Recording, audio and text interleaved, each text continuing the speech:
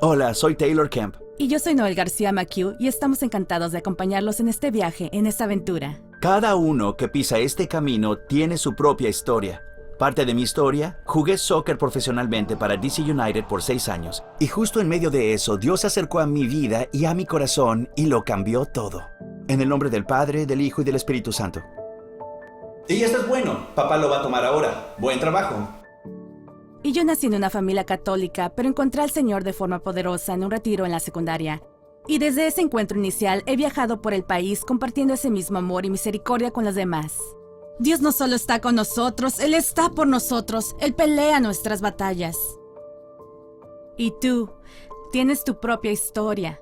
Sea cual sea y a dónde te haya llevado, te ha traído a este punto para profundizar o comenzar tu búsqueda de... ¿Por qué te ha traído aquí? La sorprendente verdad es que es porque este Dios te está buscando. Suavemente, con amor, constante. No porque Él te necesite, sino porque Él te quiere y te ama. La verdad sobre Dios es algo así como una propuesta de matrimonio. Revela algo tan singular que invita a una respuesta. Y eso plantea una pregunta para nosotros. ¿Cómo vamos a responder? ¿Y cómo responderemos hoy y todos los días? Cuando respondemos a la invitación de Dios con nuestro propio sí, primero comenzamos por aprender algo sobre el Dios que nos llama. Pero la pregunta es, ¿por dónde empezamos? Recuerdo cuando comencé a responder a esta invitación y una de las primeras cosas de las que me di cuenta fue que necesitaba una guía. Una búsqueda me llevó aquí, al Instituto Agustino, una escuela católica de posgrado en teología. Nuestra tarea básica aquí en el Instituto Agustino es ser un lugar donde lo primero es lo primero. Conocer y amar a Dios y darlo a conocer y amarlo. Este es el lugar donde las preguntas sobre Dios y el hombre están al frente y al centro. Esta es también la razón de este programa en particular, creado para ayudarte en ese viaje llamado Symbolon. Symbolon es una palabra inusual, pero no usamos Symbolon para este programa porque es inusual, sino porque apunta a un misterio antiguo y relevante de la vida y de la fe cristianas. Originalmente en griego, Symbolon se refería a una ficha o disco de arcilla que podría dividirse en dos partes y entregarse a dos personas para indicar identidad y relación. Por ejemplo, si compro algo en una tienda, el comerciante romperá el Symbolon y me dará la mitad si no quiero llevarme la mercancía inmediatamente. Y cuando vuelva a reclamarlo, mi porción del Symbolon y la suya se pueden unir para indicar que yo soy el comprador y él el vendedor. Y así una vez más indica identidad y relación. Curiosamente, en la antigua iglesia cristiana usan el mismo término que todavía usamos para indicar el credo, el símbolo de la fe como lo llamamos, para indicar nuestra identidad y unidad en la fe cristiana común. Y el credo sí capta la identidad como cristianos porque resume todo lo que contiene la Sagrada Escritura. Los primeros cristianos sabían que las Escrituras no se interpretan a sí mismas, y así el credo también nos proporciona un lente, una lectura autorizada de las Escrituras. Por eso el credo está escrito en el corazón para guiar a los cristianos en la vida de fe, porque la razón original por la que se compuso el credo fue para ayudar a los cristianos que se preparaban para el bautismo a conocer la fe. Así aprenderían el credo, lo memorizarían, lo tendrían en sus corazones y lo profesarían antes de su bautismo, y así esta profesión naturalmente llega a la misa y la recitamos todos los domingos. Así que el credo es la columna vertebral de la tradición, está íntimamente relacionada a la vida de oración y adoración. Eso nos lleva a la palabra símbolo, a ese sello o ficha que es compartida por muchos cristianos que se convierte en un símbolo o causa. El símbolo de la fe no son solo doctrinas abstractas, es una confesión, debe ser realizada y a través de ella se expresa como identidad cristiana, pero también fortalece y expresa la unidad cristiana. Entonces, usar símbolo como título nos remonta a aquellos primeros años de la vida de la Iglesia. Nuestra esperanza es presentar la fe de la Iglesia, los misterios más esenciales del cristianismo. Estos misterios proporcionan la entrada para conocer a Dios más profundamente a través de la fe y amarlo acercándonos a Él mediante la caridad. En otras Pasión en las Escrituras para poder ver lo que Dios ha revelado acerca de quién es Él y cuál es su plan para nosotros. Comenzamos con una historia de vida del siglo II, la del rabino Akiva. Una tarde iba hacia su casa rezando sus oraciones y cantando los salmos, y estaba tan concentrado que tomó el camino equivocado. En lugar de ir hacia su casa, tomó el camino hacia una guarnición romana. El centinela romano en la puerta lo llamó. ¿Quién eres? ¿Y a dónde vas? El rabino se sorprendió y no respondió. El guardia repitió. ¿Quién eres? ¿Y a dónde vas? El rabino respondió. Soldado, ¿cuánto te pagan por pararte ahí y hacer esas preguntas? Ahora le toca al soldado sorprenderse. Él responde, 4 dracmas a la semana. El rabino dijo, te pagaré el doble por pararte frente a mi puerta y hacerme esas mismas 2 preguntas todas las mañanas. ¿Quién eres y a dónde vas? Son preguntas que todo el mundo se hace en algún momento o varios momentos de su vida. ¿Quién soy y hacia dónde voy? ¿De dónde vengo? ¿Qué estoy haciendo aquí? Estas preguntas nos indican que somos buscadores. Buscamos la verdad sobre nosotros mismos y el mundo en el que vivimos. Buscamos respuestas sobre quiénes somos y cómo se supone que debemos vivir y actuar en este mundo. Esta búsqueda suele llevarnos hacia adentro a reflexionar, cuando descubrimos que tenemos un alma que es inmaterial. Tenemos capacidades que nos permiten conocer y amar. Nuestro intelecto es para conocer la verdad. Tenemos una voluntad y un corazón para elegir y para amar lo bueno.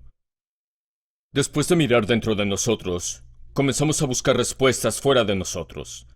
En toda la historia humana, nunca ha existido una sociedad que no tenga alguna noción de religión, de servicio y culto a Dios.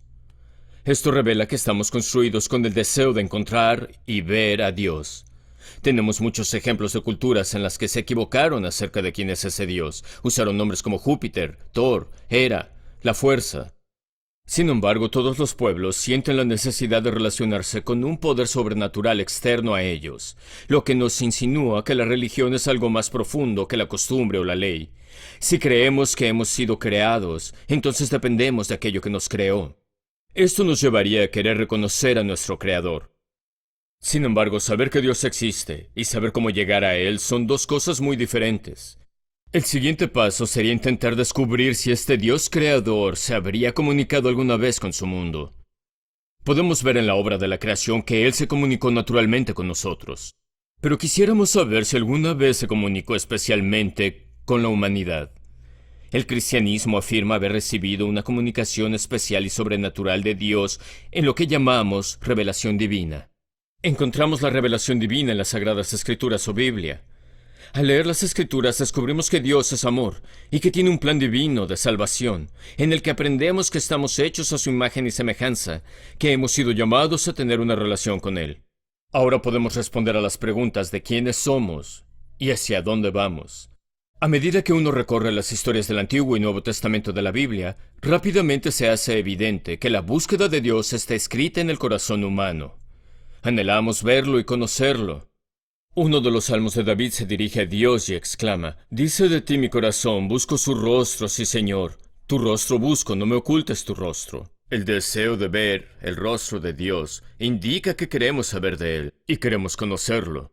Este es el deseo más profundo del corazón humano y el objetivo final de la vida humana. En el Nuevo Testamento, San Pablo pronuncia un famoso discurso, el Areópago, donde aprovecha el sentido religioso natural que tenemos los humanos. Él dice, el Dios que hizo el mundo y todo lo que hay en él, hizo de un solo hombre cada nación de hombres para vivir sobre toda la faz de la tierra, que deberían buscar a Dios con la esperanza de poder palparlo y encontrarlo. Aunque las Escrituras estén llenas de historias de personas que buscan a Dios, en realidad son historias de cómo Dios quiere que ellos lo encuentren. Y hoy, nosotros. Dios acerca al hombre y guía toda la historia de la salvación para que el hombre que busca a Dios encuentre su camino a Él. Y lo notable es que todos los personajes de las Escrituras que mencioné lo encuentran. Y nosotros también. En el libro de oraciones del Antiguo Testamento, los Salmos, leemos, «Se alegre el corazón de los que buscan a Yahvé». Esto debería darnos una gran esperanza en nuestra búsqueda de Dios. Si acudimos a Él, confiamos en Él y lo amamos, seguramente lo encontraremos. Y un día veremos su rostro. Un día, nuestra búsqueda se convertirá en ver. Buscar a Dios. Al mismo tiempo, Dios también se acerca a nosotros e inicia una relación con nosotros. Ahora, después de considerar la historia de salvación, recurrimos a un experto que compartirá con nosotros algo sobre el lugar específico que estamos visitando y cómo puede arrojar luz sobre nuestro tema. Estamos en el Instituto Agustino y escucharemos a la doctora Elizabeth Klein, que es parte del cuerpo docente de la escuela, y reflexionará sobre el patrón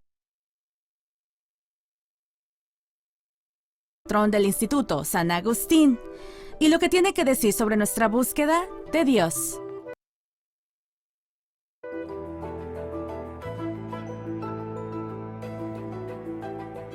Vivimos en una época de inquietud, de distracción y sin paz.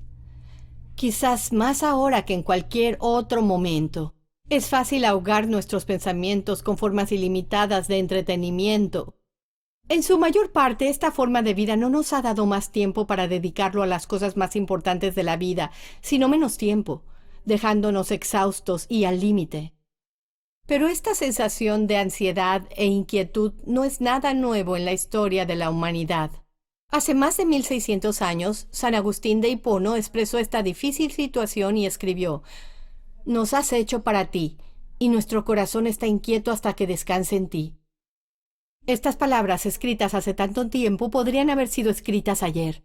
De hecho, la historia de la vida de Agustín nos es familiar. Nacido de una madre piadosa y de un padre incrédulo, Agustín rechaza la fe de su madre y partió en busca de fama, amor y amistad. Aunque logró un gran éxito en su carrera y consiguió una heredera romana como prometida, Agustín estaba insatisfecho con lo que el mundo tenía para ofrecer.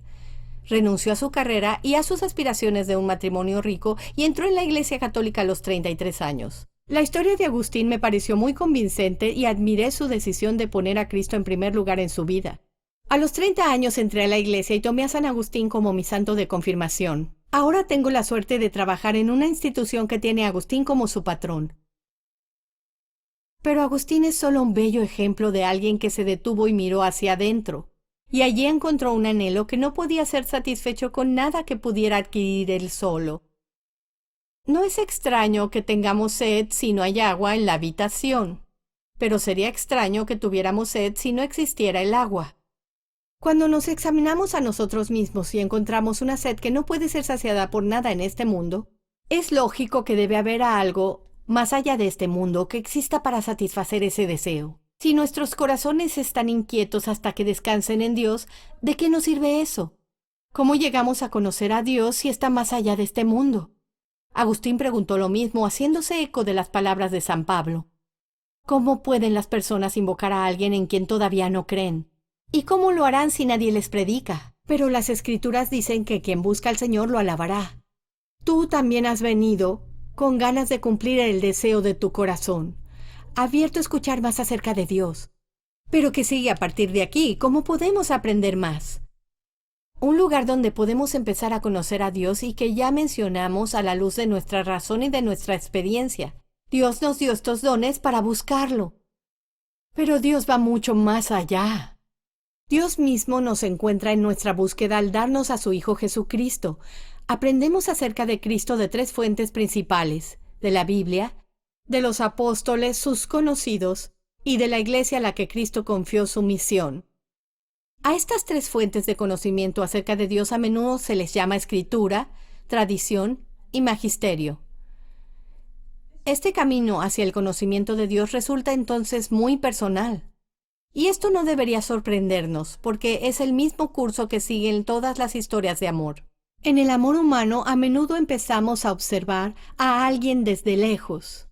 Pero para enamorarnos de verdad y ser amados a la vez, debemos acercarnos a nuestro amado y hablar con él. No podemos llegar a conocer a las personas a menos que abran la boca y hablen. Así también podemos saber mucho de Dios con nuestra razón y observándolo desde lejos.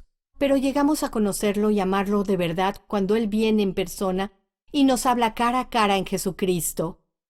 Podemos tener ese encuentro íntimo con Cristo en las Escrituras, en la Iglesia, que es su cuerpo, y su presencia continua en la tierra. Dios quiere venir a todos y cada uno de nosotros, y nos ha dado un lugar para encontrarlo cuando lo buscamos. Sagrada Escritura, tradición, magisterio. Estas 3 son las fuentes primarias de nuestro conocimiento sobre el misterio de Dios, son las luces que nos guían en el camino. La Iglesia ha estado reflexionando sobre estas fuentes hasta el día de hoy. Y en este tercer segmento de cada episodio, esto es lo que presentaremos: la tradición catequética y teológica de la Iglesia en relación con el tema del episodio. Hoy, seguimos reflexionando sobre lo que significa buscar el rostro de Dios y, más concretamente, lo que realmente implica esa búsqueda. Cuando nos comprometemos a buscar a Dios, podríamos pensar que estamos tratando de vivir las palabras de Jesús: amarle con todo el corazón, con toda la inteligencia y con todas las fuerzas. Y eso es correcto. Entregarnos de lleno a la tarea de buscar a Dios significa sobre todo aprender de Él con la mente y amarlo con el corazón, en la oración. Nos empeñamos en conocer y amar a Dios, dedicamos nuestro tiempo y nuestro esfuerzo a esta búsqueda. Pero aquí hay una paradoja. Cuanto más invertimos en esta búsqueda de Dios, más fácil será centrar nuestros esfuerzos en lo que estamos haciendo. Y cuando nos concentramos en nuestras acciones, podemos perder de vista una verdad fundamental, una verdad a la vez profunda y conmovedora.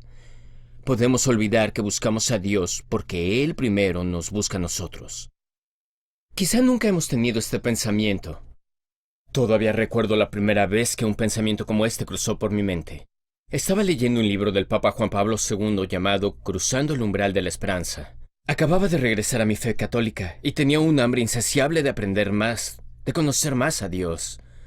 Entonces abrí este libro, leí uno de los primeros pasajes sobre cómo oraba el Papa y puso mi mundo al revés. Eso es lo que dijo Juan Pablo II. Comenzamos a orar creyendo que es nuestra propia iniciativa la que nos obliga a hacerlo. Pero aprendemos que siempre es iniciativa de Dios dentro de nosotros. En la oración, entonces el verdadero protagonista es Dios. El verdadero protagonista, el actor principal, es Dios. Estas palabras provocaron un gran cambio en mi forma de pensar sobre la oración. Siempre había pensado más en mi papel, mis acciones, mi compromiso con la oración. Estos son importantes, pero el papel de Dios y su acción siempre son lo primero. ¿Pero por qué? ¿Por qué me conmueve y me impulsa a orar? Porque Él quiere pasar tiempo conmigo, cambiar mi corazón y que me acerque a Él y a su perfecto amor. Por sorprendente que sea esta verdad, se aplica de manera aún más general a nuestras vidas. Nosotros buscamos a Dios porque Él nos está buscando. Estamos sedientos de Dios porque Él lo está por nosotros. El catecismo plantea la cuestión claramente. El deseo de Dios está escrito en el corazón humano, porque el hombre es creado por Dios y para Dios, y Dios nunca deja de atraer al hombre hacia sí. Incluso podríamos decir que Dios usa todos los recursos a su disposición para atraernos hacia Él. Esto es más que una descripción poética o figurativa. Cuando decimos que Dios nos atrae hacia Él, queremos decir que Él ha dispuesto el mundo de tal manera que nos incita e incluso nos empuja a volver a Él. ¿Qué ha dispuesto, o podríamos decir orquestado? Primero, Él nos atrae hacia Él a través de nuestra naturaleza humana. Nosotros tenemos el deseo natural de saber y, sobre todo, queremos saber la causa última y el motivo por el que las cosas son como son. Y Dios es la causa y la razón última de todo lo que existe. De manera similar, naturalmente amamos la bondad, y Dios es el mayor bien y la fuente de toda bondad. Ser humano significa tener una orientación incorporada hacia Dios. También nos atrae hacia sí mismo mediante su don de revelación. Superando con creces lo que conocemos de Dios a través de la razón, la revelación es la forma en que Dios nos invita a conocerlo más íntimamente, contándonos sus secretos más íntimos y revelando sus motivaciones más profundas. Más allá de esto, Él nos invita hacia Él a través de su providencia, que es lo suficientemente magnífica como para guiar todo el cosmos, pero tan personal como para guiar nuestras vidas individuales, la tuya y la mía, impulsándonos a regresar a Él. La palabra de un amigo, un acontecimiento fortuito, una dificultad, un pasaje de la Biblia. Dios dispone todas esas cosas para volver nuestros corazones hacia Él. Finalmente, nos impulsa hacia Él dándonos el don de la gracia, lo que nos mueve a conocerlo cada vez más profundamente y a acercarnos a Él en oración. Si Dios está trabajando para arreglar todas estas cosas para traernos de regreso a Él, entonces nos damos cuenta de que nuestro papel no es tanto de ser activos, aunque ciertamente tiene una dimensión activa. Más bien es de ser pasivos, no en el sentido de no hacer nada, sino en el sentido de ser receptivos y dóciles a todos los dones y orientaciones que Dios da. ¿Por qué buscamos a Dios? Porque Él nos busca. Y lo que quiere darnos nos colmará de tal manera que, como dice San Pablo, ningún ojo ha visto, ni oído ha escuchado, ni el corazón del hombre ha imaginado. Estás aquí buscando a Dios. Estás dando este paso. Quizás es el primero o el 100º. Quizás parezca un gran paso o tal vez como uno pequeño. Pero Dios está 2 pasos por delante. Él te busca, te hace señas y se acerca a ti porque te conoce y te ama.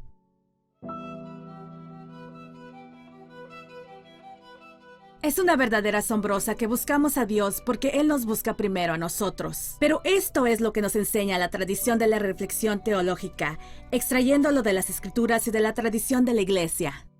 Hemos tenido 3 segmentos de enseñanza a estas verdades fundamentales, uno basado en las Escrituras y la historia de la salvación, otro sobre nuestra locación especial y el último sobre la tradición catequética y teológica de la Iglesia. En un momento final queremos recurrir a la oración. Ninguna de estas verdades hará lo que deben hacer si no se llevan a la oración, donde podamos reflexionar, interiorizarlas y dejar que Dios conforme nuestras vidas a ellas. El segmento final de cada episodio nos ayudará a orar. Normalmente lo haremos en el formato llamado Lectio Divina, que en latín significa lectura divina. Esta forma de orar implica una lectura paciente y atenta de las Escrituras para escuchar la voz de Dios en las palabras de la Biblia. Cada conversación es una calle de doble sentido, no es un monólogo. Se trata de hablar y escuchar. La oración no es diferente. Hablamos con Dios y escuchamos su voz. ¿Y dónde sabemos que lo escuchamos? En su palabra, en las Escrituras. La oración debe ser una experiencia cotidiana para todo cristiano. Ya sabes, debemos buscar un lugar cómodo para conversar con Dios todos los días, y es algo normal. De hecho, Jesús, cuando enseña la oración perfecta, el Padre Nuestro, justo antes da un punto muy práctico sobre nuestra vida de oración. Él dice, en Mateo capítulo 6, versículos 5 a 6, cuando vayas a orar, entra a tu aposento y después de cerrar la puerta, ora a tu Padre que está allí en lo secreto. Y tu Padre, que ve en lo secreto, te recompensará. Y entonces Jesús nos está enseñando que la oración se trata de intimidad con Dios, con nuestro Padre en el cielo. Y por lo tanto debemos hacerlo en un lugar tranquilo o en un lugar privado, donde todos los días haga parte de nuestra rutina diaria. De hecho, más adelante en el Padre Nuestro, Jesús dirá, danos hoy nuestro pan de cada día. En otras palabras, Jesús asume que vas a hacer esa oración todos los días, porque no vas a orar por el pan de la semana, ni por el mes, ni por el año, sino por el día. Y Jesús está diciendo que la oración debe ser este ritmo diario y regular de estar en relación y conversación con nuestro Padre Celestial. Y eso es muy, muy importante acerca de la oración, así que busca un lugar práctico y tranquilo en tu hogar. Y por supuesto vamos a orar en la iglesia y en esos lugares santos, y Jesús sabe eso también, pero también tenemos que orar de una manera que sea fácilmente accesible todos los días, para que sea parte de nuestra vida, de nuestra rutina habitual. Otra cosa acerca de la oración es que es bueno tener una Biblia, porque podemos orar y compartir con Dios, Señor, estoy luchando, tengo frustraciones hoy. Tengo este problema. Así puedes compartir con Dios lo que está en tu corazón, pero ¿cómo escuchas que Dios te habla a ti? Bueno, la manera de hacerlo es teniendo las Escrituras de Dios, la Biblia. Por eso Dios nos las dio, para que pudiéramos escuchar a nuestro Padre Celestial conversar con nosotros. Y entonces tomamos la Biblia y escuchamos a Dios hablarnos. Y eso es importante porque ahora tenemos un diálogo. Dios nos habla cuando leo la Biblia, y luego reflexiono sobre lo que Dios dice, y luego respondo. Y eso de ida y vuelta, entre la palabra de Dios, Dios hablándonos, y luego nosotros respondiendo, eso es exactamente el antiguo método de la Lectio Divina. Orar con la palabra de Dios y la Lectio Divina. Entonces es una frase latina, pero es algo muy simple. Es una idea tan simple como el paso doble tejano. Escuchas a Dios en las Escrituras y luego compartes esa respuesta con Dios.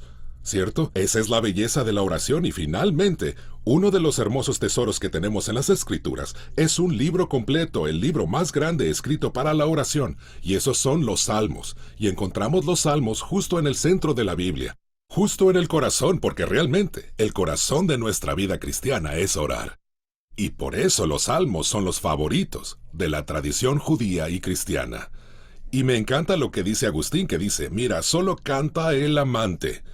Y los salmos son antiguos cánticos de oración, alabanza y acción de gracias a Dios, porque esos cantos, estos himnos de oración, salieron de un corazón lleno de amor.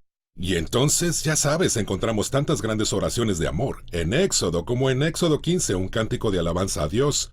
E incluso al final del libro de la Biblia, en Apocalipsis, tenemos himnos de alabanza a Dios. Pero aquí tenemos toda una colección de cantos y oraciones para que oremos con Dios y entremos en una relación profunda. Entonces la conclusión para nosotros es que debemos hacer de nuestra oración una resolución diaria, algo que es ordinario para nosotros, y entonces podremos vivir una vida extraordinaria de unión con Dios.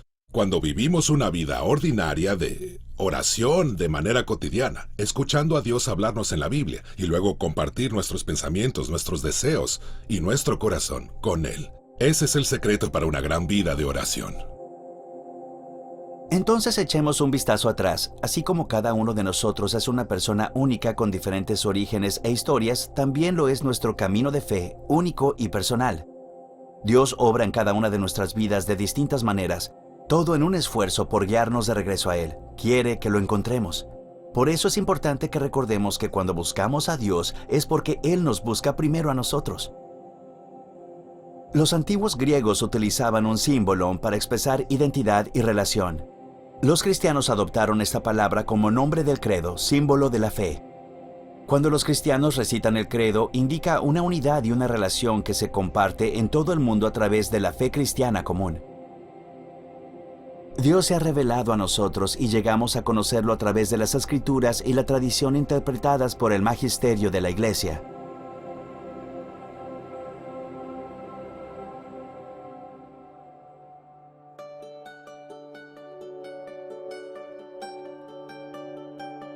Iremos contigo en esta aventura buscando el rostro de Dios. Exploraremos quién es Dios y qué ha revelado sobre sí mismo y sobre su plan de amor.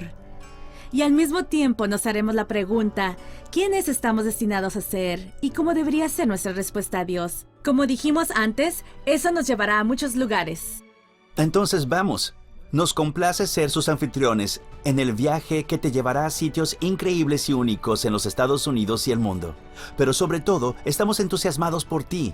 Es un gran privilegio ser parte de tu viaje de fe y compartir la fe de la Iglesia Católica.